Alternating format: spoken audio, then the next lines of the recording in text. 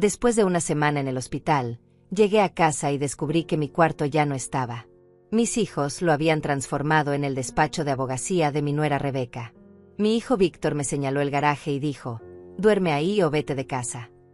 Tomé una maleta y me fui en silencio. Un año después, mi teléfono marcaba 80 llamadas perdidas de mi hija Claudia y un mensaje desesperado: «¿Dónde estás, mamá? Te necesitamos. Por favor, regresa». Pero ellos no sabían lo que yo estaba a punto de hacer. Aquella mañana terrible, cuando regresé del hospital, todavía con vendas en las costillas fracturadas, abrí la puerta esperando encontrar mi refugio, mi lugar en el mundo. En lugar de eso, encontré a Rebeca sentada en mi escritorio de roble, el mismo que mi esposo había comprado para mí hace 30 años, revisando expedientes como si fuera la dueña absoluta de la casa. La habían transformado completamente. Mis cortinas verdes habían desaparecido, reemplazadas por persianas grises y frías. El armario donde guardaba mis vestidos rojos y amarillos estaba lleno de trajes de Rebeca. Mi cama, donde había dormido junto a mi esposo durante 40 años, había sido sustituida por un escritorio moderno y 2 sillas de cuero negro. Víctor estaba ahí, admirando la transformación como si hubiera creado una obra maestra. Quedó increíble, ¿verdad, amor? Mucho mejor que antes. Rebeca sonrió con esa expresión de superioridad que tanto me dolía. Por fin tengo un espacio digno para mi carrera. Los clientes se van a impresionar. Ni siquiera me miraron cuando entré cojeando, apoyándome en las muletas que me habían dado en el hospital. «¿Dónde está mi cama?», pregunté con la voz temblando. «¿Dónde están todas mis cosas?». Rebeca levantó la vista como si recién hubiera notado mi presencia. «Ay, suegra, necesitábamos el espacio urgentemente.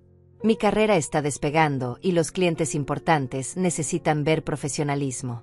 No podía seguir atendiendo en la sala».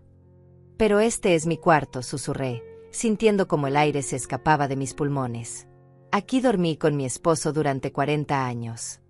Víctor se acercó con esa expresión de impaciencia que había desarrollado últimamente. «Mamá, sé razonable. Ya no trabajas, no tienes ingresos propios. Rebeca está construyendo algo importante aquí. Necesita este espacio más que tú». «¿Y dónde se supone que voy a dormir?», pregunté, aunque ya temía la respuesta. «Arreglamos el garaje», dijo Víctor como si me estuviera haciendo un favor enorme. «Pusimos una cama, está limpio y seco. Hasta tiene una ventana pequeña». El garaje. 65 años de vida, 40 años criando a esos hijos, y me mandaban al garaje como si fuera un perro viejo. Rebeca agregó sin levantar la vista de sus papeles: «Además, suegra, a tu edad necesitas menos espacio. Es más práctico así». Claudia apareció en la puerta, secándose las manos con un trapo de cocina. Por un momento pensé que diría algo, que me defendería como lo hacía cuando era niña. Pero simplemente bajó la cabeza y murmuró: «Mamá, es temporal. Cuando las cosas mejoren». «Si no te gusta la idea», interrumpió Víctor con una crueldad que jamás pensé ver en mi propio hijo, «siempre puedes buscar otro lugar. Hay muchos hogares para ancianos por aquí. O tal vez alguna de tus amigas te pueda recibir». Me quedé ahí parada, mirando lo que había sido mi santuario, mi lugar de paz, convertido en una oficina fría. En las paredes donde antes tenían mis fotografías familiares, ahora colgaban los diplomas de Rebeca y algunos cuadros modernos sin alma. Subí al garaje despacio, cada escalón una tortura para mis costillas adoloridas. La cama que habían puesto ahí era un colchón viejo sobre un marco de metal oxidado. Olía a humedad, gasolina y abandono. Había cajas por todos lados, herramientas colgando de las paredes, y una ventana sucia que apenas dejaba pasar la luz. Esa noche, acostada en ese lugar húmedo y frío, escuchando los ratones correr entre las cajas, tomé la decisión más importante de mi vida. Ya no era Marta la madre abnegada. Ya no era Marta la que aguanta todo en silencio. Al día siguiente, mientras escuchaba a Víctor y Rebeca planificar cómo iban a recibir a su primer cliente importante, hice mi maleta en silencio.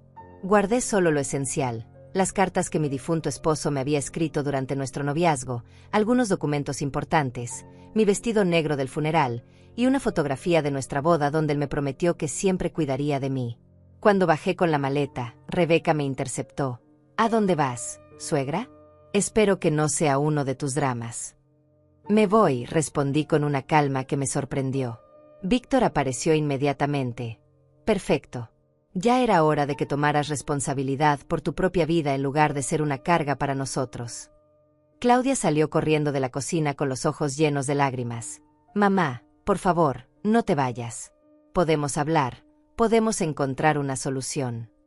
Pero yo ya había tomado mi decisión. Me dirigí hacia la puerta principal, la misma por la que había entrado como novia hace tantos años. Cuando me necesiten, dije antes de salir, mirando directamente a los ojos de Víctor, ya sabrán dónde no encontrarme.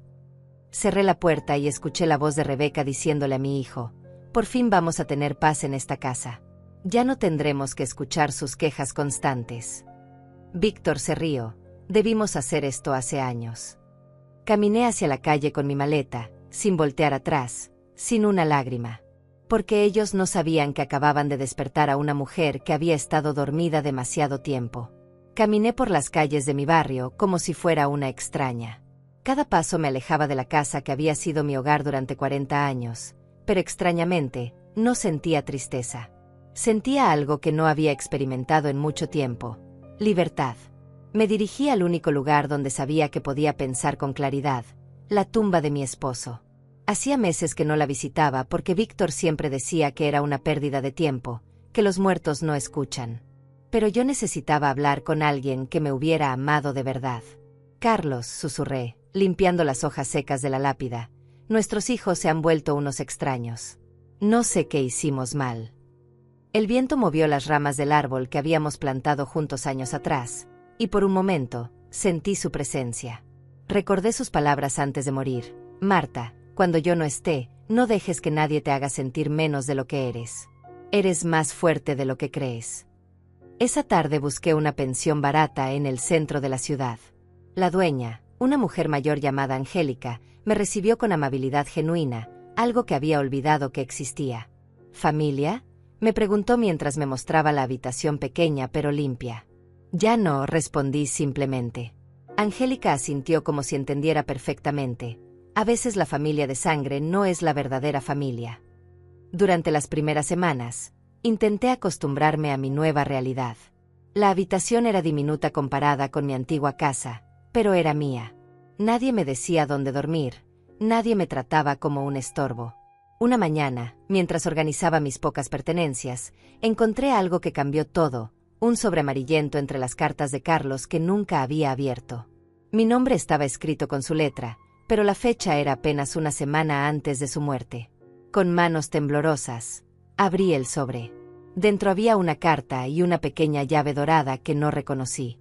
Mi querida Marta, comenzaba la carta, si estás leyendo esto, significa que ya no estoy contigo y probablemente estás pasando por momentos difíciles. Conociendo a nuestros hijos, seguramente te están tratando como si no valieras nada. Pero hay cosas que nunca te conté, secretos que guardé para protegerte. Mis ojos se llenaron de lágrimas mientras continuaba leyendo. Durante todos estos años, mientras trabajaba en la empresa constructora, invertí cada centavo extra que ganaba. Compré propiedades, terrenos, pequeños negocios. Todo está a tu nombre, Marta. Siempre estuvo a tu nombre. Nunca te lo dije porque quería que vivieras sin preocupaciones, pero ahora necesitas saber la verdad. Mi corazón latía tan fuerte que pensé que se saldría del pecho. Ve al Banco Central, pregunta por Mauricio Delgado. Él es mi abogado y tiene toda la documentación. La llave que encontrarás en este sobre abre una caja de seguridad. Número 847. Ahí están todos los papeles originales y algo más que guardé para ti. Nunca dependiste de mí económicamente, Marta. Yo dependía de ti. Eres dueña de más propiedades de las que imaginas, incluyendo la casa donde probablemente te están haciendo sentir como una carga. Usa esta información sabiamente. No para vengarte, sino para recuperar tu dignidad. Con todo mi amor, Carlos. Postdata. Entre las propiedades hay un edificio de departamentos en la zona rica de la ciudad. Los ingresos mensuales son de aproximadamente $8,000. Nunca más tendrás que depender de nadie. Me quedé sentada en el borde de la cama durante una hora, leyendo y releyendo la carta. Todo este tiempo, mientras mis hijos me trataban como una carga económica, yo había sido quien sostenía la casa sin saberlo. Al día siguiente me presenté en el banco, nerviosa pero decidida. Mauricio Delgado resultó ser un hombre mayor, elegante, con ojos bondadosos detrás de unos lentes dorados. Señora Marta, me saludó como si me hubiera estado esperando durante años. Su esposo me habló tanto de usted. Lamento que tengamos que conocernos en estas circunstancias. ¿Es verdad lo que dice la carta?, pregunté sin rodeos. Mauricio sonrió y abrió una carpeta gruesa. Es más cierto de lo que imagina. Su esposo era un hombre muy inteligente. Cada inversión que hizo fue un acierto. Me mostró documentos que me dejaron sin habla.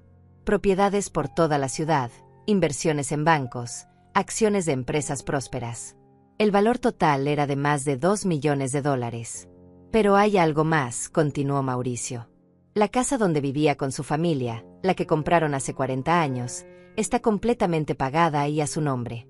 Sus hijos no son dueños de nada. ¿Cómo es posible?, susurré. Su esposo transfirió todo a su nombre poco antes de morir. Legalmente, usted es la propietaria absoluta. Si alguien vive ahí, es porque usted se lo permite. Mauricio me llevó al banco a abrir la caja de seguridad. Dentro encontré más documentos, joyas que no sabía que Carlos había comprado, y un sobre con efectivo, $50,000. ¿Qué hago ahora?, le pregunté, abrumada por toda esta información. Eso depende de usted, señora Marta. Puede recuperar su casa mañana mismo si quiere. Pero mi consejo, basado en lo que su esposo me contó sobre la situación familiar, es que piense bien qué tipo de lección quiere enseñar. Esa noche, en mi pequeña habitación de la pensión, planeé cuidadosamente mis siguientes pasos. No iba a regresar como la Marta vulnerable que había salido. Iba a regresar como la mujer fuerte que siempre había sido, pero que había olvidado que era. Decidí esperar. Quería ver hasta dónde llegaba la crueldad de mis hijos, cuánto tardarían en darse cuenta de que me necesitaban, y sobre todo, quería que aprendieran el valor de lo que habían perdido. Durante las siguientes semanas, Mauricio me mantuvo informada sobre la situación de la casa. Víctor había perdido su trabajo por llegar tarde constantemente, algo que nunca pasaba cuando yo lo despertaba todas las mañanas. Rebeca había tomado un caso difícil y lo había perdido, dañando su reputación. Pero yo seguía esperando en silencio, observando desde las sombras cómo se desmoronaba el mundo que habían construido sobre mi humillación. Porque ahora sabía algo que ellos ignoraban. Yo tenía todo el poder, y estaba lista para usarlo. Las siguientes semanas fueron de observación silenciosa y preparación estratégica. Mauricio se había convertido en mi confidente y mi ventana hacia lo que sucedía en mi antigua casa. Sus contactos en el mundo legal le permitían conocer cada movimiento que hacían Víctor y Rebeca, cada error que cometían. Su nuera perdió otro caso importante, me informó durante una de nuestras reuniones semanales en su oficina. Parece que su arrogancia está costándole clientes. Y su hijo. Bueno, las cosas no van mejor para él. Mientras tanto, yo había comenzado a reconstruir mi vida de una manera que nunca imaginé posible. Con el dinero de la caja de seguridad, alquilé un pequeño departamento elegante en el centro de la ciudad, lejos de los barrios donde mis hijos podrían encontrarme. Era modesto pero cómodo, con una vista hermosa al parque principal. Angélica se había vuelto mi primera amiga real en años. A diferencia de mis hijos, ella escuchaba cuando hablaba, valoraba mis opiniones y me trataba como una igual, no como una carga. Marta me dijo una tarde mientras tomábamos té en su pensión: has cambiado mucho en estas semanas. Te ves más fuerte, más segura. Tenía razón. Por primera vez en años, tomaba mis propias decisiones. Compraba la ropa que me gustaba, comía lo que quería, veía las películas que prefería sin que nadie me dijera que era una pérdida de tiempo. Un mes después de mi partida, Mauricio llegó con noticias preocupantes. Su hijo está pidiendo préstamos usando la casa como garantía. Por supuesto, no puede hacerlo porque no es el propietario, pero está desesperado. ¿Tan mal están las cosas?, pregunté, aunque una parte de mí ya conocía la respuesta. Peor de lo que imaginaba. Víctor perdió su trabajo por ausentismo. Rebeca está siendo investigada por mala práctica profesional. Y sin sus cuidados, la casa se está cayendo a pedazos. Era extraño escuchar esto. Durante 40 años, yo había sido quien mantenía esa casa funcionando. Pagaba las cuentas, coordinaba las reparaciones, me aseguraba de que todo estuviera en orden. Sin darme cuenta, Había sido el pilar invisible de esa familia. Hay algo más, continuó Mauricio con una sonrisa extraña. Su hija Claudia ha estado preguntando por usted en el barrio. Parece genuinamente preocupada. Eso me dolió más de lo que esperaba. Claudia siempre había sido diferente a Víctor. Más sensible, más considerada. Pero el día que me fui, no había hecho nada por defenderme. ¿Qué le han dicho los vecinos?, pregunté. Que no saben nada. Pero señora Marta, creo que es importante que sepa que algunos vecinos están hablando. Doña Carmen me contó que ve la casa descuidada, con el césped sin cortar y las ventanas sucias. La gente se está dando cuenta de que algo cambió cuando usted se fue. 2 meses después de mi partida, decidí hacer mi primer movimiento visible. Le pedí a Mauricio que comprara, a través de una empresa fantasma, el edificio donde Rebeca tenía su nuevo despacho. ¿Estás segura de esto?, me preguntó. Completamente. Quiero que sepas que puede desalojarla cuando yo lo decida, pero no lo hagas todavía. Solo asegúrate de que sepa que hay un nuevo propietario. La noticia llegó a Rebeca una semana después. El nuevo dueño había decidido triplicar la renta y exigir 6 meses por adelantado. Por supuesto, ella no podía pagarlo. Mauricio me contó que Rebeca había llorado en la oficina de administración, suplicando una extensión, explicando que su práctica estaba pasando por momentos difíciles. Perfecto, pensé. Que sienta lo que es la desesperación. Mientras tanto, comencé a frecuentar lugares donde sabía que podría encontrarme con conocidos de mis hijos. No para confrontarlos, sino para que vieran que estaba bien, que había sobrevivido a su crueldad. Una tarde, en el supermercado del centro comercial, me encontré con Daniela, la esposa del mejor amigo de Víctor. «Marta», gritó al verme. «¿Dónde has estado? Víctor dice que te fuiste de viaje, pero llevas meses desaparecida». «Estoy bien, querida», respondí con una sonrisa serena. Solo necesitaba tiempo para mí. Daniela me miró de arriba abajo, notando mi vestido rojo nuevo y mi cabello recién arreglado. «Te ves diferente. Más joven». «Me siento diferente», admití. A veces uno necesita alejarse para recordar quién es realmente. «Pero Víctor y Rebeca están muy preocupados», mintió Daniela. «Rebeca me contó que cerraron su despacho. Problemas económicos». «Qué lástima», dije sin mostrar ni una pizca de satisfacción. «Espero que puedan resolver sus problemas». Esa noche llamé a Mauricio. Es hora del siguiente paso. Al día siguiente, una empresa de cobranza se presentó en mi antigua casa. Víctor les debía 3 meses de servicios públicos. Sin mi administración cuidadosa, había dejado que las cuentas se acumularan. «Pero esta casa es mía», escuché que gritaba Víctor al cobrador, según me contó después un vecino. «Señor, necesita mostrar documentos de propiedad para cualquier arreglo de pago». Por supuesto, Víctor no tenía esos documentos. Nunca los había tenido. Una semana después, Rebeca tuvo que cerrar definitivamente su despacho.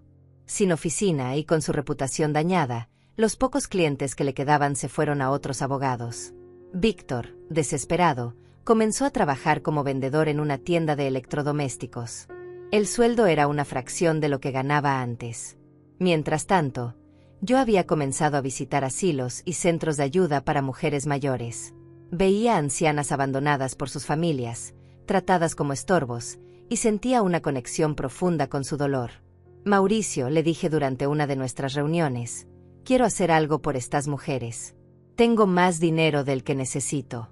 Podríamos crear una fundación». Sus ojos brillaron. «Su esposo estaría orgulloso de usted». Comenzamos a planificar la Fundación Carlos y Marta, dedicada a ayudar a mujeres mayores abandonadas por sus familias. Íbamos a ofrecerles no solo alojamiento digno, sino también asesoría legal y apoyo emocional. 3 meses después de mi partida, Mauricio llegó con la noticia que había estado esperando. Su hijo fue al banco a preguntar sobre préstamos hipotecarios. Cuando le dijeron que necesitaba los papeles de la casa, se quedó en shock. Parece que recién se está dando cuenta de que no sabe dónde están los documentos de propiedad. ¿Y mi hija?, pregunté. Claudia ha estado buscándola por toda la ciudad. Ayer la vieron preguntando en 3 hospitales diferentes. Está realmente preocupada, señora Marta.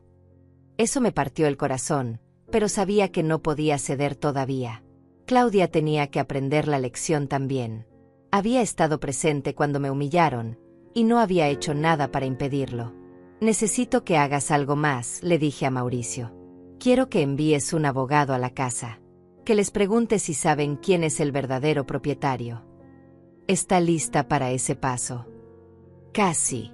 Pero primero, quiero que sufran un poco más. Quiero que entiendan completamente lo que perdieron cuando me echaron como si fuera basura. Mauricio asintió. Su esposo me dijo una vez que usted tenía un corazón enorme, pero también una voluntad de acero. Ahora entiendo lo que quiso decir. Esa noche, sola en mi nuevo departamento, mirando las luces de la ciudad, pensé en todo lo que había cambiado.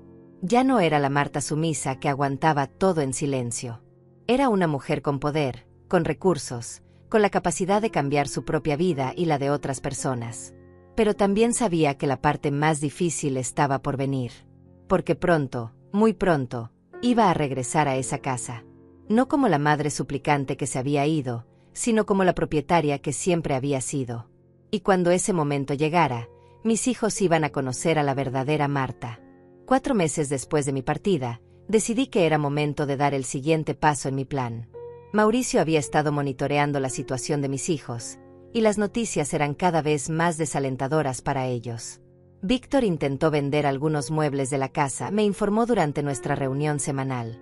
Pero cuando los compradores llegaron a recogerlos, los vecinos les advirtieron que algo extraño estaba pasando. Nadie entiende por qué está vendiendo las cosas de su propia madre.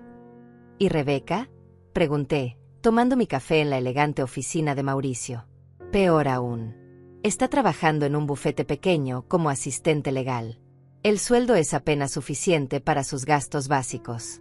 Y hay rumores de que el Colegio de Abogados está considerando suspender su licencia por los casos mal manejados. Era extraño escuchar todo esto sin sentir satisfacción. En lugar de alegría por su sufrimiento, sentía una mezcla extraña de tristeza y determinación. No quería destruirlos, quería que aprendieran. Esa tarde, decidí hacer algo que no había hecho en meses. Pasé por mi antiguo barrio. No para ver la casa, sino para visitar a doña Carmen, mi vecina de toda la vida. Cuando abrió la puerta, casi se desmaya. Marta. Dios mío, ¿dónde has estado? Todo el mundo te está buscando. Hola, Carmen, la saludé con una sonrisa genuina. Solo necesitaba tiempo para pensar. Me invitó a pasar, y mientras preparaba té, no dejaba de mirarme. Te ves diferente, más, no sé cómo decirlo, más libre.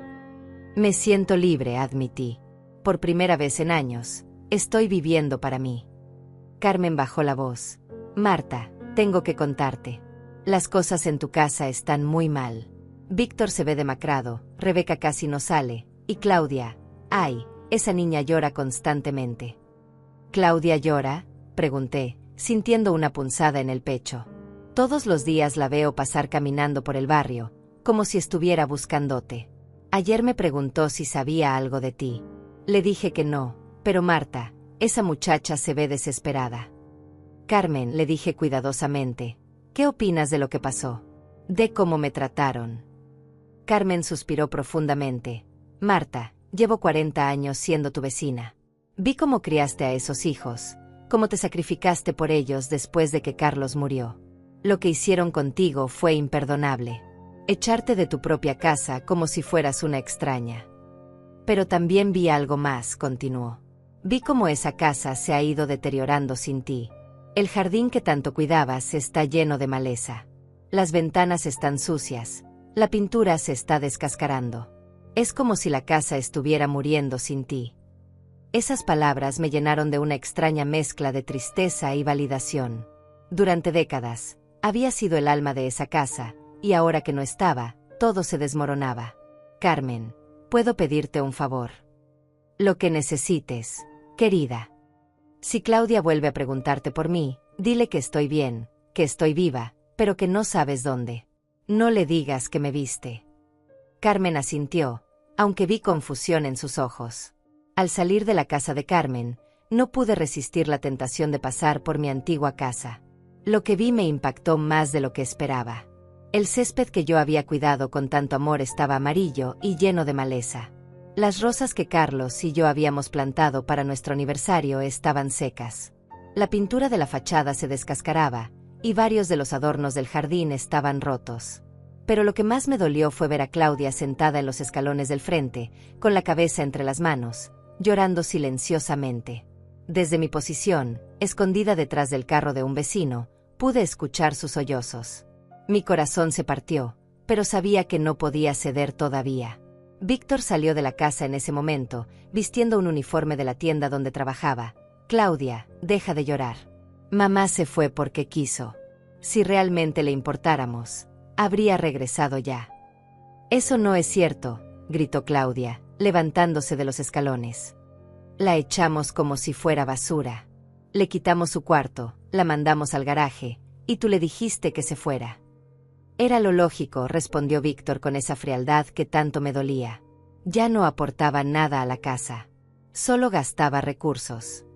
Recursos. Claudia se veía furiosa. Ella cuidaba de todo. Pagaba las cuentas, mantenía la casa limpia, nos cocinaba. ¿Y nosotros qué le dimos a cambio? La tratamos como si fuera una sirvienta. Claudia, basta de dramas. Si tanto la extrañas, ve a buscarla. He buscado por toda la ciudad. He ido a hospitales, asilos, he preguntado a todos sus conocidos. Es como si hubiera desaparecido de la faz de la tierra. Víctor se dirigió hacia su carro, pero antes de subir, se volteó hacia su hermana. Tal vez sea mejor así. Una boca menos que alimentar.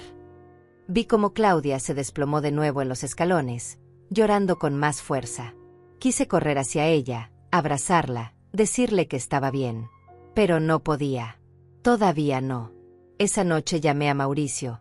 Es hora de aumentar la presión. ¿Qué tiene en mente? Quiero que envíes una notificación legal a la casa. Diles que el verdadero propietario quiere hacer una inspección de la propiedad para evaluar posibles daños. ¿Estás segura? Eso los va a poner muy nerviosos. Exactamente lo que quiero. Una semana después, Mauricio me contó la reacción. Víctor entró en pánico cuando recibió la notificación. Fue corriendo al banco, a la oficina de registros públicos, tratando de encontrar los documentos de la casa. Por supuesto, no los encontró porque están en mi oficina. ¿Y qué le dijeron en el registro público?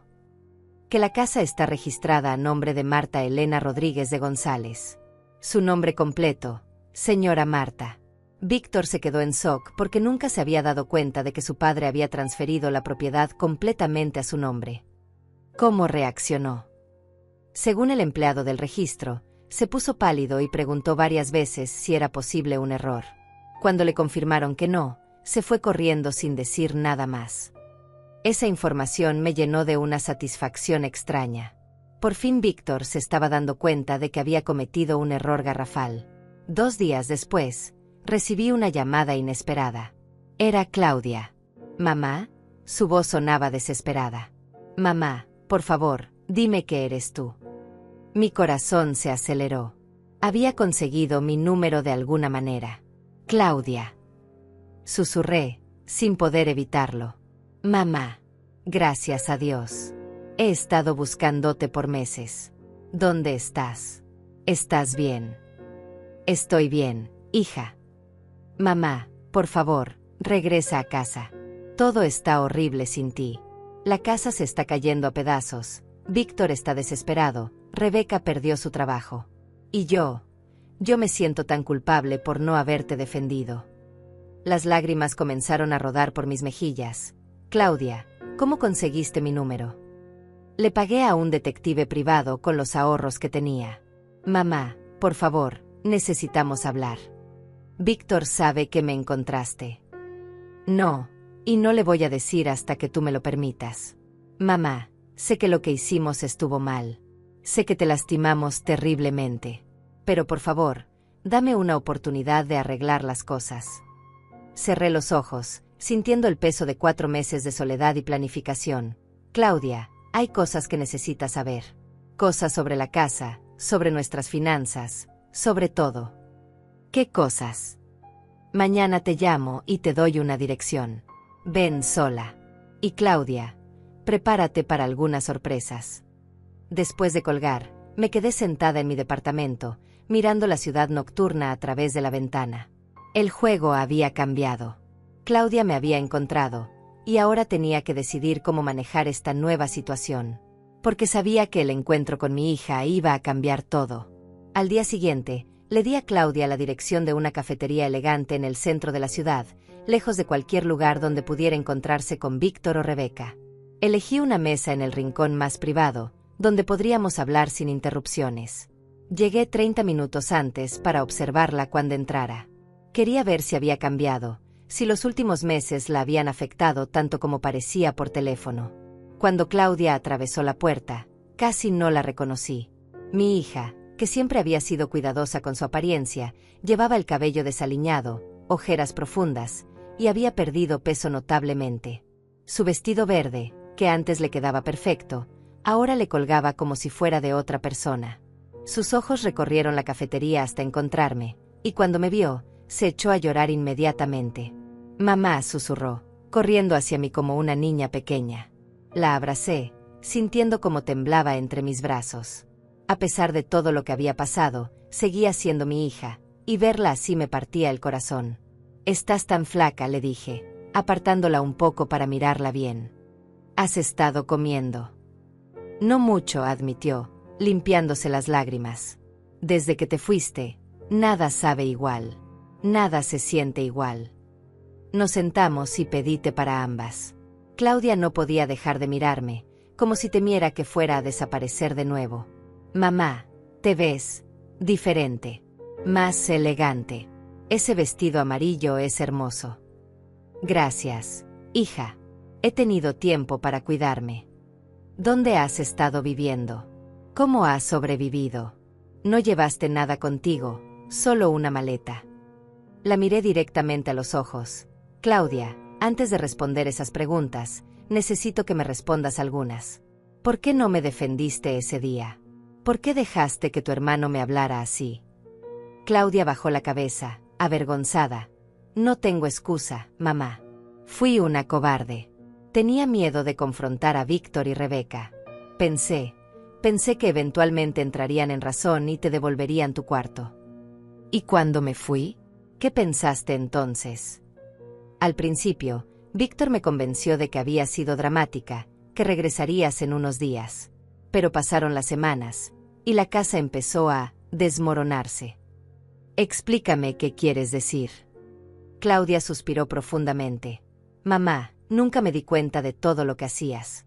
Las cuentas empezaron a llegar sin pagar porque nadie sabía cuándo vencían. La comida se echaba a perder porque nadie planificaba las compras. La casa se llenó de polvo porque ninguno sabía limpiar como tú». Continúa. «Víctor perdió su trabajo porque llegaba tarde constantemente. Aparentemente, tú lo despertabas todas las mañanas sin que él se diera cuenta. Rebeca perdió clientes porque estaba estresada y no podía concentrarse en sus casos. Y yo me sentía perdida sin ti». Las lágrimas volvieron a rodar por sus mejillas. «Pero lo peor de todo, mamá, fue darme cuenta de que te habíamos tratado como si fueras invisible. Como si no fueras importante. Y cuando te fuiste, nos dimos cuenta de que eras lo más importante de todas nuestras vidas». Tomé su mano sobre la mesa. «Claudia, hay algo que necesitas saber. Algo sobre la casa, sobre nuestra situación económica». «¿Qué pasa con la casa?» «La casa es mía. Siempre ha sido mía.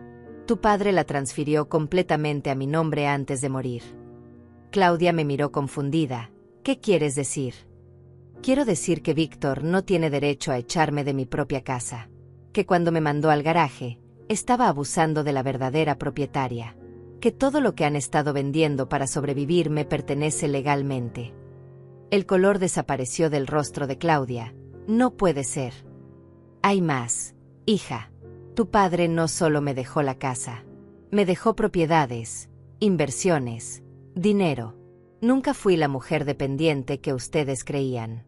Durante todos estos años, sin saberlo, he sido yo quien ha sostenido económicamente a la familia». «Mamá, esto es imposible.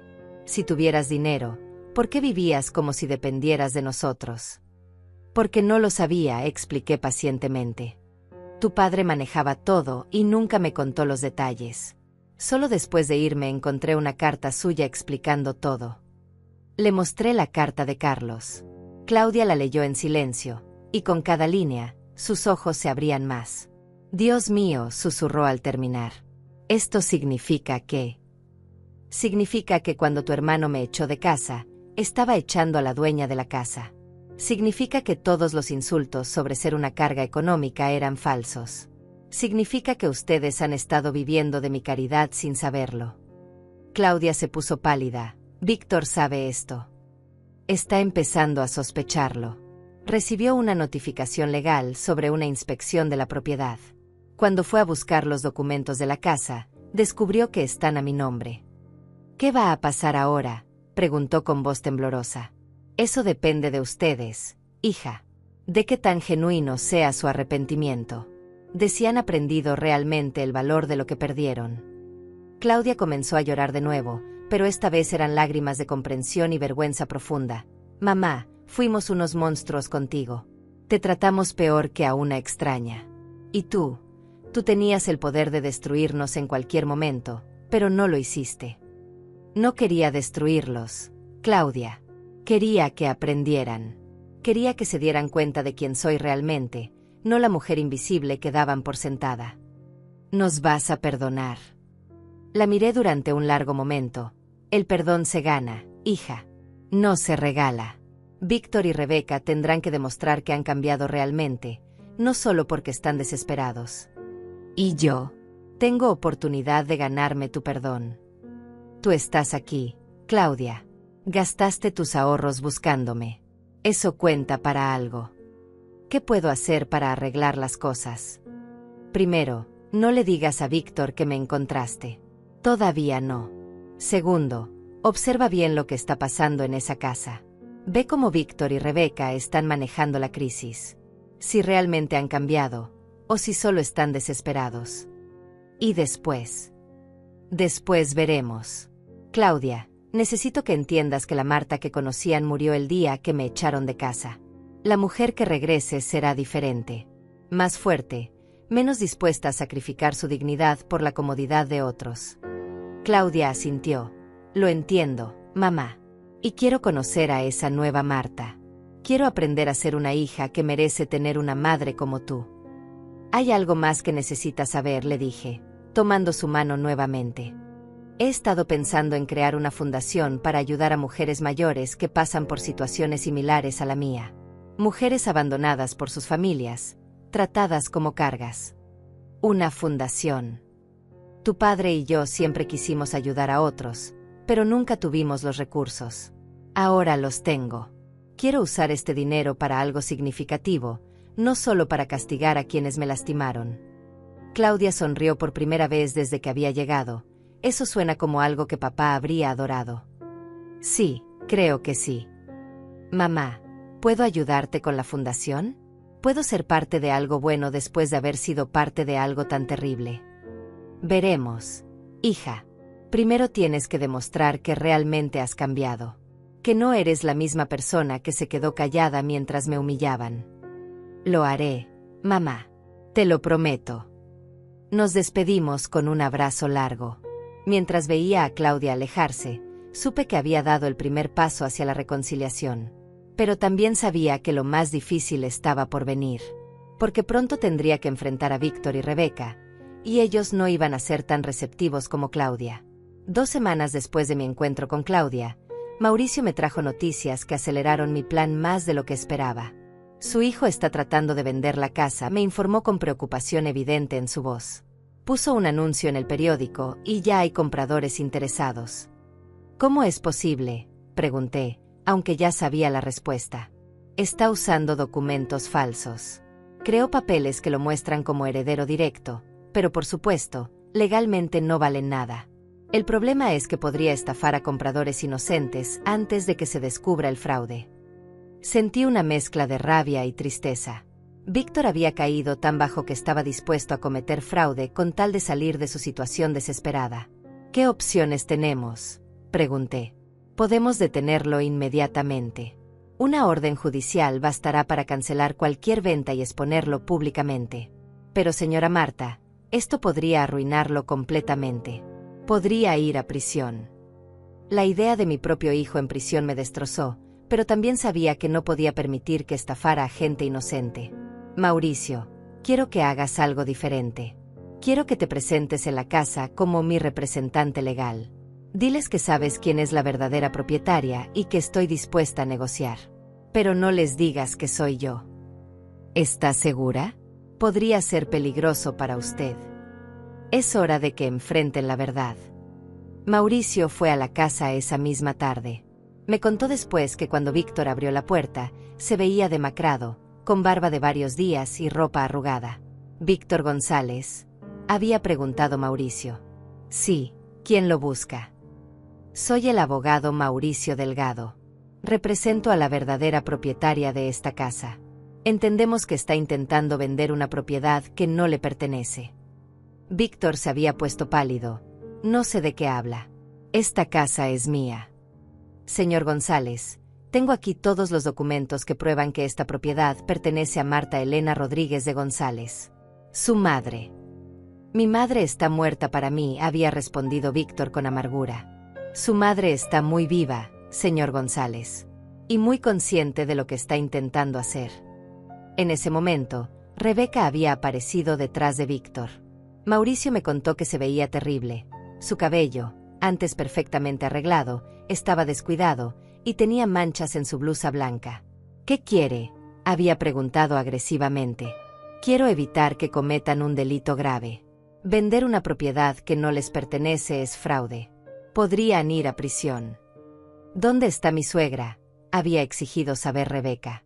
«Si realmente está viva, ¿por qué no viene ella misma?». «Porque mi clienta prefiere manejar esta situación de manera civilizada. Está dispuesta a permitir que sigan viviendo aquí temporalmente, bajo ciertas condiciones». «¿Qué condiciones?», había preguntado Víctor, y Mauricio notó que su hostilidad comenzaba a mezclarse con desesperación. Primero, cancelar inmediatamente cualquier intento de venta de la propiedad. Segundo, aceptar que son huéspedes aquí, no propietarios.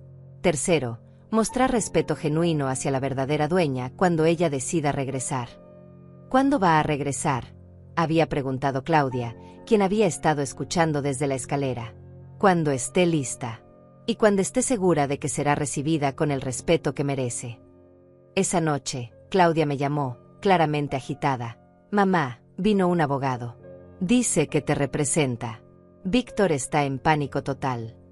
¿Cómo reaccionó cuando se enteró de la verdad? Al principio trató de negarlo, pero cuando el abogado le mostró los documentos, se desplomó en el sofá. «Mamá, creo que por primera vez está entendiendo la magnitud de lo que hizo».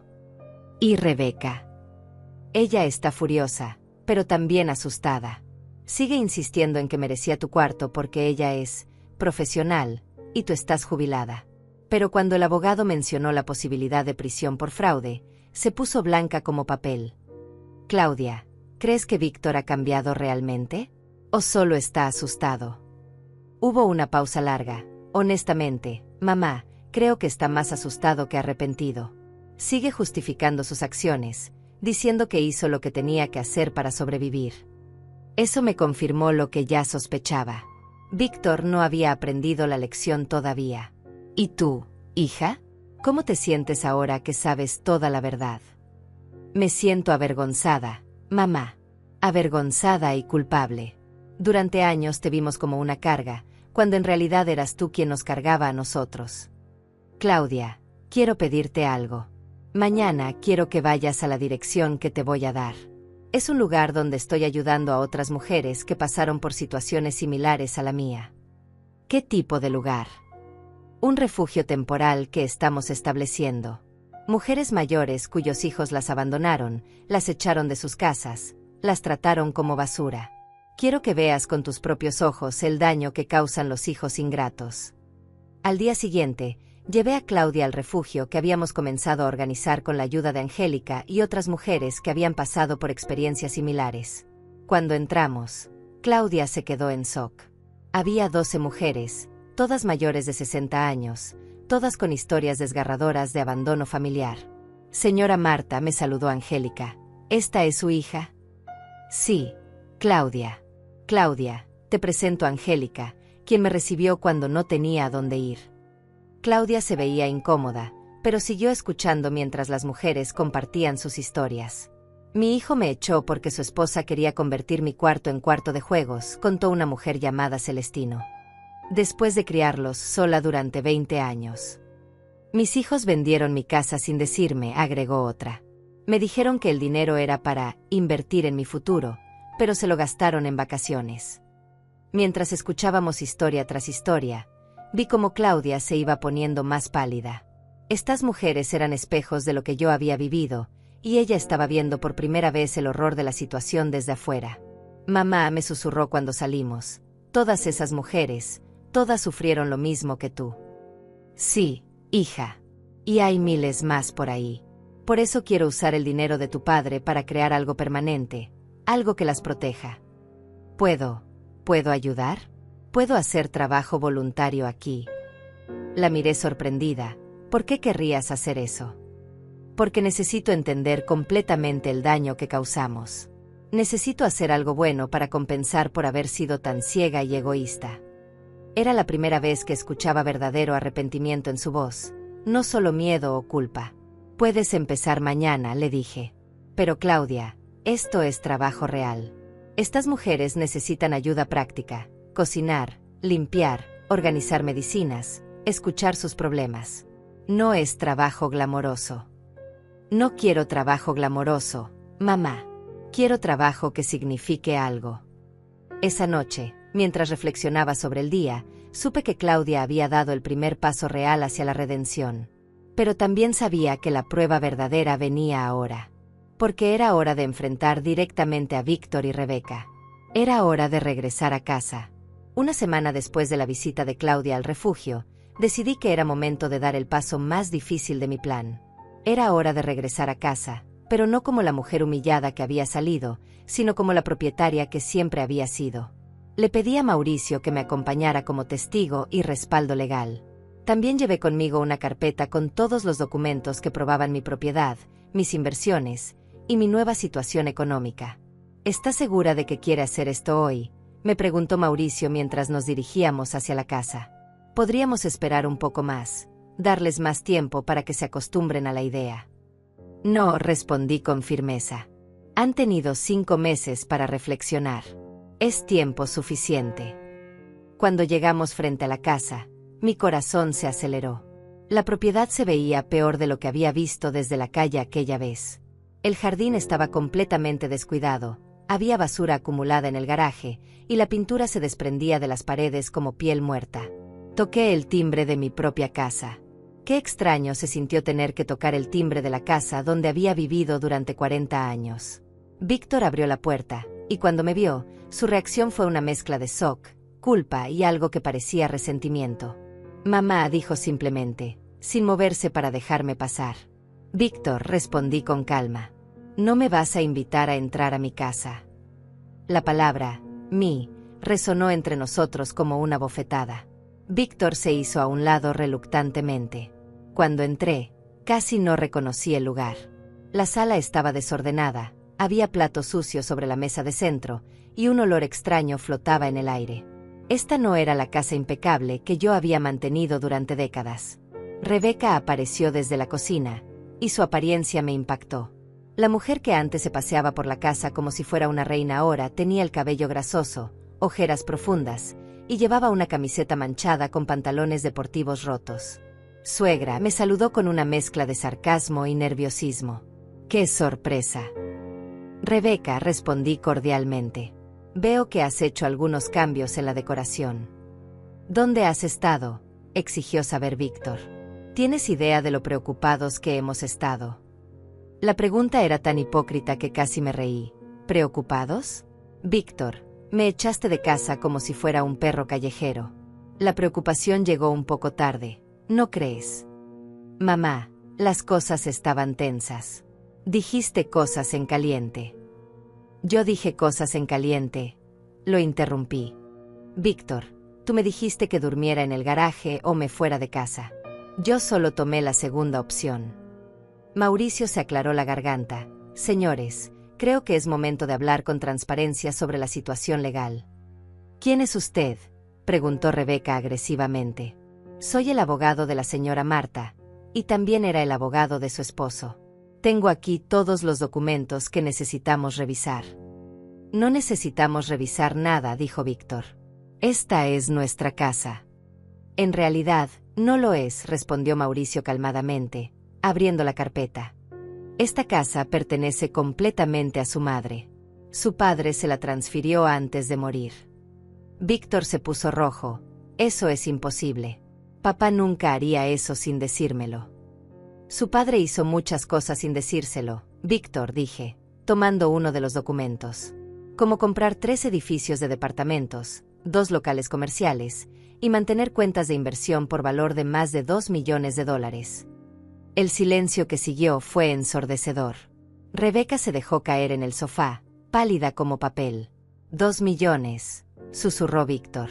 2.400.000, para ser exacta, confirmó Mauricio. Todo a nombre de su madre. Pero siempre dijiste que no teníamos dinero, tartamudeó Víctor. Siempre nos decías que teníamos que economizar. Porque no lo sabía, Víctor. Tu padre manejaba las finanzas. Yo solo descubrí todo esto después de que me echaran de mi propia casa. Rebeca finalmente habló, con voz quebrada. ¿Quieres decir que durante todos estos años, mientras nosotros creíamos que te manteníamos, en realidad eras tú quien nos mantenía?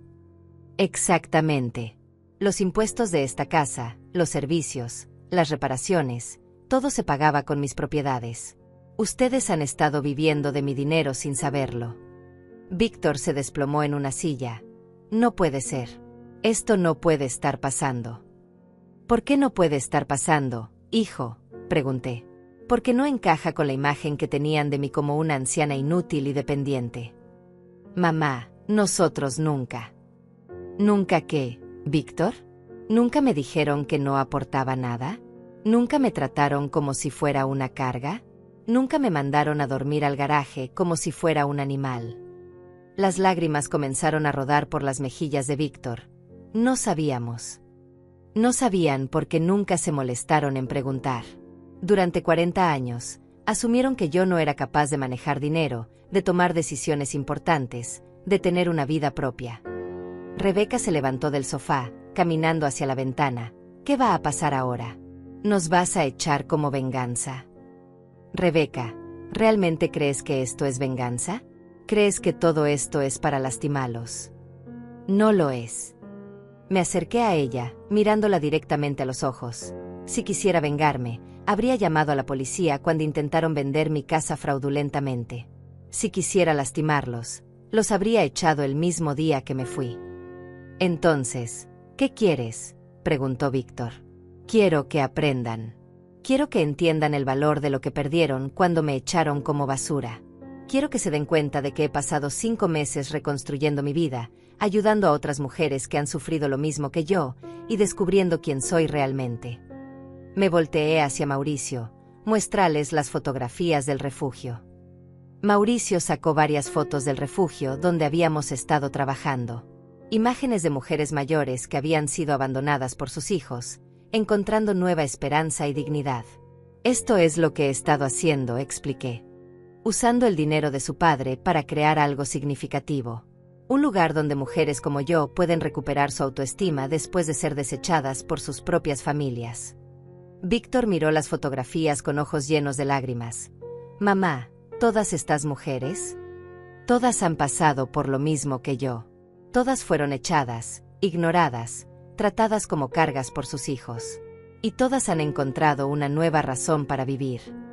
¿Es ahí donde has estado todos estos meses?, preguntó Rebeca con voz pequeña. Parte del tiempo. También he estado en mi propio departamento, aprendiendo a vivir para mí misma por primera vez en décadas. El silencio se extendió por varios minutos. Finalmente, Víctor habló. ¿Nos odias? La pregunta me partió el corazón. No los odio, Víctor. Los amo. Por eso estoy aquí. Por eso no llamé a la policía. Por eso no los eché inmediatamente. ¿Entonces podemos arreglar esto?, preguntó con esperanza desesperada. Eso depende de ustedes. De qué tan genuino sea su arrepentimiento. De si están dispuestos a cambiar realmente, o si solo están asustados porque descubrieron que no tienen poder sobre mí. Rebeca se volteó desde la ventana. ¿Qué tenemos que hacer? Primero, reconocer completamente lo que hicieron. No justificarlo, no minimizarlo. Simplemente aceptar que me trataron con crueldad. Víctor asintió lentamente. Lo reconocemos. Segundo, entender que la Marta que regrese aquí será diferente. Ya no soy la mujer que acepta cualquier trato con tal de mantener la paz familiar. Lo entendemos. Y tercero, dije, mirándolos directamente, demostrar con acciones, no solo con palabras, que realmente han cambiado. ¿Cómo?, preguntó Rebeca. Sonreí por primera vez desde que había llegado. Ya veremos. Pero primero, creo que necesitan tiempo para procesar todo esto. ¿Te vas a quedar?, preguntó Víctor con voz pequeña. Esta noche me voy a mi departamento. Mañana regreso para hablar sobre cómo vamos a reorganizar esta familia. Si es que todavía quieren ser una familia. Cuando salí de la casa, sentí una mezcla extraña de alivio y tristeza. La verdad había salido a la luz, pero ahora venía la parte más difícil, descubrir si realmente podíamos reconstruir nuestra relación sobre bases nuevas y más sanas. Al día siguiente, regresé a la casa temprano en la mañana, pero esta vez no toqué el timbre. Usé mi llave, porque después de todo, era mi casa. Encontré a Víctor y Rebeca en la cocina, tomando café en silencio. Parecían no haber dormido en toda la noche. Cuando me vieron entrar, se pusieron de pie inmediatamente, como si esperaran órdenes. Buenos días, dije simplemente, sirviéndome café de la cafetera que había comprado años atrás. Buenos días, mamá, respondió Víctor con voz ronca. ¿Dormiste bien? Perfectamente. Mi departamento es muy tranquilo. Me senté en la mesa donde había desayunado durante 40 años, pero ahora se sentía diferente. Ya no era la mesa donde yo servía a otros, era la mesa donde yo decidía cómo iban a ser las cosas. Hablé mucho anoche, dije, mirando a ambos. Y tomé algunas decisiones sobre el futuro de esta familia. Rebeca se aclaró la garganta nerviosamente. ¿Qué tipo de decisiones? Primero, sobre esta casa. Van a poder quedarse aquí, pero bajo nuevas reglas. Esta casa va a funcionar de manera diferente de ahora en adelante. ¿Qué quieres decir?, preguntó Víctor. Quiero decir que ya no voy a ser la mujer invisible que hace todo el trabajo mientras ustedes actúan como si fueran los dueños. Si van a vivir en mi casa, van a contribuir de manera real. Estamos dispuestos, dijo Rebeca rápidamente. Dinos qué necesitas. Víctor, vas a conseguir un trabajo estable. No me importa si es en una tienda, en una oficina o limpiando calles. Pero vas a trabajar y vas a contribuir con los gastos de la casa. Pero mamá, si tú tienes tanto dinero, ¿por qué necesitas que contribuya? La pregunta me mostró que todavía no había entendido completamente. Víctor, ¿crees que esto es sobre dinero? Esto es sobre responsabilidad, sobre dignidad, sobre que actúes como un adulto en lugar de como un niño que espera que mamá resuelva todo. Víctor bajó la cabeza. Entiendo. Rebeca, continué, volteándome hacia mi nuera, tú vas a reconstruir tu carrera, pero de la manera correcta. Vas a empezar desde abajo, vas a ganarte la reputación que perdiste, y vas a aprender que el éxito no se construye pisoteando a otros. ¿Cómo voy a hacer eso? Mi reputación está destruida. Conozco a algunos abogados que trabajan en casos de beneficencia. Puedes empezar haciendo trabajo pro bono para mujeres en situaciones difíciles, como las mujeres del refugio que estoy financiando. Rebeca se veía sorprendida. ¿Quieres que trabaje gratis? Quiero que trabajes para algo más grande que tu ego. Que entiendas lo que es ayudar a personas que realmente lo necesitan, en lugar de solo buscar clientes que te paguen bien.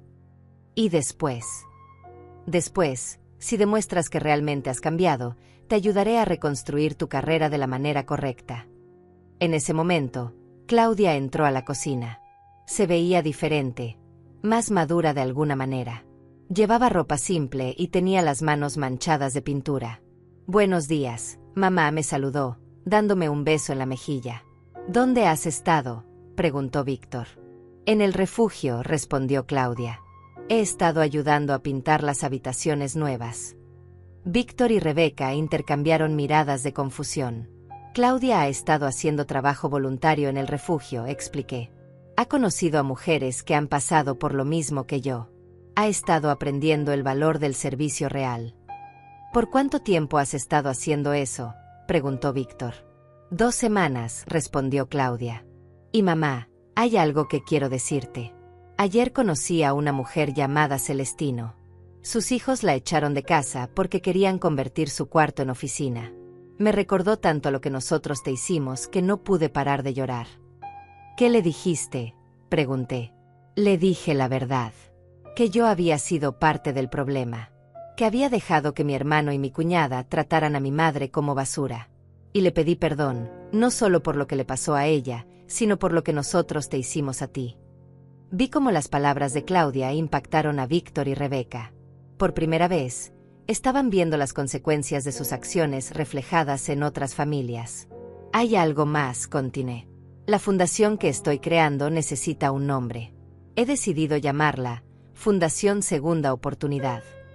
No solo para las mujeres que ayudamos, sino para las familias que aprenden a valorar lo que tienen antes de perderlo. ¿Qué significa eso?, preguntó Rebeca. Significa que ustedes van a tener una segunda oportunidad conmigo. Pero va a ser la única. Si vuelven a tratarme con falta de respeto, si vuelven a dar por sentado mi presencia, si vuelven a actuar como si yo fuera invisible, se acabó para siempre. Mamá, dijo Víctor con voz temblorosa, necesito decirte algo. Te escucho. Ayer, después de que te fuiste, Rebeca y yo estuvimos hablando toda la noche. Revisamos todo lo que había pasado en los últimos 5 meses, desde que te fuiste. ¿Y qué descubrieron? Que sin ti, no somos nada, admitió con lágrimas en los ojos. No sabemos cómo funciona esta casa. No sabemos cómo manejar las cuentas. No sabemos cómo cuidarnos mutuamente. Durante 40 años, tú fuiste el centro que mantenía todo unido, y nosotros nunca nos dimos cuenta. Rebeca agregó, suegra, yo siempre pensé que era la exitosa de la familia, la profesional, la independiente. Pero me di cuenta de que todo mi éxito dependía de tu apoyo silencioso. Tú mantenías esta casa funcionando para que yo pudiera concentrarme en mi carrera. ¿Y ahora qué piensan hacer con esa información?, pregunté. Queremos aprender, dijo Víctor. Queremos que nos enseñes todo lo que haces, todo lo que manejas. Queremos ser una familia real, donde todos contribuyen y todos se respetan. Eso va a tomar tiempo, les advertí. Y va a requerir cambios reales, no solo promesas. Estamos dispuestos, dijo Rebeca. Pero necesitamos tu ayuda. No sabemos cómo cambiar, pero queremos hacerlo. Me levanté de la mesa y caminé hacia la ventana, mirando el jardín descuidado que antes había sido mi orgullo. Está bien, dije finalmente. Vamos a intentarlo. Pero va a ser bajo mis términos. ¿Cuáles términos?, preguntó Víctor. Van a contribuir económicamente con la casa, cada uno según su capacidad. Van a participar en el trabajo doméstico. Van a tratar mis pertenencias con respeto. Y van a acompañarme al refugio una vez por semana para que entiendan completamente el tipo de dolor que causan los hijos ingratos. Aceptamos, dijeron ambos al unísono. Hay una condición más, agregué. Mi cuarto. El cuarto donde dormí con su padre durante 40 años. Quiero que lo restauren exactamente como estaba antes. Quiero que muevan toda la oficina de Rebeca al garaje, donde ustedes pensaron que yo debía dormir. Rebeca se puso pálida. El garaje es lo suficientemente bueno para una oficina. Después de todo, ustedes dijeron que era lo suficientemente bueno para que yo durmiera ahí. Tienes razón, admitió Rebeca. Es justo. Y cuando todo eso esté hecho, dije, regresando a la mesa, vamos a empezar a construir una nueva relación familiar. Una basada en respeto mutuo, no en dependencia o dominación. Víctor se levantó y, por primera vez en meses, me abrazó como cuando era niño. Mamá, siento tanto haberte lastimado. No sabía. No tenía idea de quién eras realmente. Ahora lo sabes, le dije, correspondiendo el abrazo. La pregunta es, ¿qué vas a hacer con esa información? Todo lo necesario para recuperar tu respeto, prometió. Mientras los miraba a los tres, mi familia rota pero todavía salvable, supe que había tomado la decisión correcta. No había buscado venganza, Había buscado justicia. Y justicia significaba darles la oportunidad de ser mejores personas. Pero también sabía que esto era solo el comienzo. La verdadera prueba vendría en los días y meses siguientes, cuando tuvieran que demostrar que sus palabras se convertirían en acciones reales. 6 meses después de esa mañana en la cocina, me encontraba en la inauguración oficial de la Fundación Segunda Oportunidad, rodeada de mujeres que habían recuperado su dignidad y familias que habían aprendido el valor del respeto. El evento se realizaba en el jardín de mi casa, el mismo jardín que había estado descuidado durante mi ausencia y que ahora florecía nuevamente, pero esta vez cuidado por toda la familia. Víctor se acercó a mí, vestido con el uniforme de supervisor de la empresa de construcción donde había conseguido trabajo 3 meses atrás. Ya no era el hombre derrotado que había conocido después de mi regreso. Mamá, me dijo, ajustándose la corbata que yo le había enseñado a hacer correctamente, los reporteros quieren entrevistarte sobre la fundación. ¿Estás nervioso?, le pregunté, notando cómo jugaba con sus manos. Un poco. Todavía me cuesta creer que mi madre sea una empresaria exitosa y yo no me había dado cuenta durante 40 años. Sonreí. No soy empresaria, Víctor. Solo soy una mujer que aprendió a usar sus recursos para algo significativo. Rebeca apareció a nuestro lado, llevando una carpeta con documentos legales. Ya no usaba trajes costosos, vestía ropa simple pero elegante, y tenía una expresión de satisfacción genuina en su rostro. Suegra, me dijo, y esa palabra ya no sonaba forzada. Acabamos de recibir la confirmación legal. La fundación ya puede operar oficialmente en 3 estados. ¿Cómo te sientes trabajando en casos pro bono?, le pregunté. Diferente, admitió. Al principio fue difícil no recibir pagos grandes, pero ayer una señora de 70 años me abrazó llorando porque la ayudé a recuperar la casa que su hijo había vendido ilegalmente. Nunca me había sentido tan útil. ¿Útil? Sí. Antes trabajaba para ganar dinero y estatus. Ahora trabajo para solucionar problemas reales de personas reales. Es extraño, pero me gusta más esta versión de mí. Claudia llegó corriendo desde la carpa principal, con su vestido púrpura manchado de pintura de las actividades con los niños. Mamá, la señora Celestino quiere hablar contigo. Dice que tiene una sorpresa. Caminé hacia donde estaba Celestino, una de las primeras mujeres que había llegado al refugio. A sus 72 años, había recuperado no solo su hogar, sino también la relación con su hijo menor. Señora Marta, me dijo con los ojos brillantes, quiero que conozca a alguien. A su lado estaba un hombre de aproximadamente 40 años, que me extendió la mano con timidez. Soy Roberto, el hijo de doña Celestino. Vine a agradecerle por haber salvado a mi madre. Yo no salvé a nadie, respondí. Tu madre se salvó a sí misma. No, insistió Roberto, usted le devolvió la dignidad que nosotros le quitamos. Y nos enseñó a mi familia y a mí lo que realmente habíamos perdido. Celestino tomó mi mano. Marta, Roberto y su esposa están en terapia familiar. Están aprendiendo a valorar a los padres mayores. Y todo comenzó cuando usted me dijo que yo valía más de lo que mis hijos me hacían creer. ¿Y cómo está tu relación con ellos ahora?, pregunté. Diferente. Mejor. Ya no vivo con miedo de ser una carga. Tengo mi propio espacio en su casa, mis propias reglas, y ellos me consultan las decisiones importantes en lugar de decidir por mí. Roberto agregó, su historia nos hizo darnos cuenta de que estábamos cometiendo los mismos errores. Cuando supimos que usted había regresado con su familia, pero como una igual, no como una dependiente, decidimos que nosotros también queríamos arreglar las cosas. Mientras hablábamos, vi llegar a Mauricio con un sobre elegante. Señora Marta, me dijo con una sonrisa misteriosa, tengo algo que creo que le va a gustar. Abrí el sobre y encontré una carta oficial del gobierno de la ciudad. ¿Qué es esto?, pregunté, leyendo rápidamente. La ciudad quiere nombrar una calle en su honor. Avenida Marta González, defensora de la dignidad. Será la calle donde está ubicado el refugio principal. Me quedé sin palabras. En menos de un año había pasado de ser una mujer invisible a ser reconocida públicamente por mi trabajo social. ¿Acepta?, preguntó Mauricio. Solo si la calle también lleva el nombre de mi esposo. Avenida Carlos y Marta González. Él fue quien hizo todo esto posible. Mauricio asintió. Perfecto. Estoy seguro de que aceptarán. Mientras el sol comenzaba a ponerse, la gente empezó a despedirse.